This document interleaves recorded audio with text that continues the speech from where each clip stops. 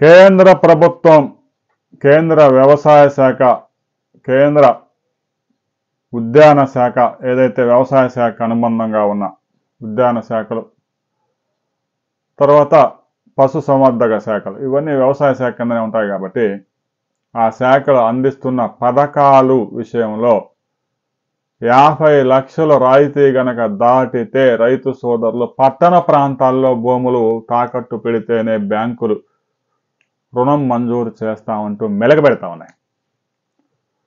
ప్రతి రైతు పట్టణ ప్రాంతాల్లో భూములు ఆనించి వస్తాయి. పట్టణ ప్రాంతాలకు సమీపంగా ఆనుకొని ఉన్న గ్రామాల్లో రైతులు బ్యాంకుల చుట్టూ తిరగాల్సిన అవసరం లేదు.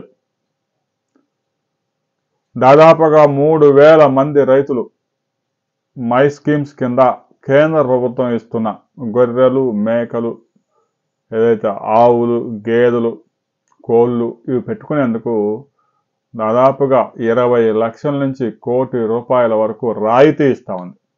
అంటే 2 కోట్ల రుణం తీసుకుంటే ₹1 కోటి సబ్సిడీ పోయిద్ది. ఆ మిగతా ₹1 కోటి ఇవ్వడానికి కూడా బ్యాంకులు ముందుకు రావడం లేదు. సిటీలో ఉండే స్థలాలు, సిటీకి ఆనుకునే ఉండే స్థలాలు, భూములు తాకట్టు పెడితేనే మీ రుణం మంజూరు చేస్తాము, లేదంటే మేము చేయలేము, 50 లక్షలు దాటితే మేము చేయలేము అని చేతులు ఎత్తేశారు. ఆ నిబంధనని కేంద్ర ప్రభుత్వం సవరించాలి. గ్రామీణ ప్రాంతాల్లో కూడా భూముల ధరలు బాగానే పెరిగాయి. చాలా ప్రాంతాల్లో ఎకరం 25 లక్షల నుంచి 50 లక్షల దాకా ఉంది. మరీ ప్రకాశం జిల్లా లాంటి ప్రాంతాల్లో తప్ప. ఇక రాష్ట్ర వ్యాప్తంగా 3,000 మంది అప్లై చేసుకుంటే కేవలం 500 మందికి కూడా ఇంతవరకు ఈ పథకం కింద రుణాలు ఇవ్వడానికి బ్యాంకులు ముందుకు రావడం లేదు.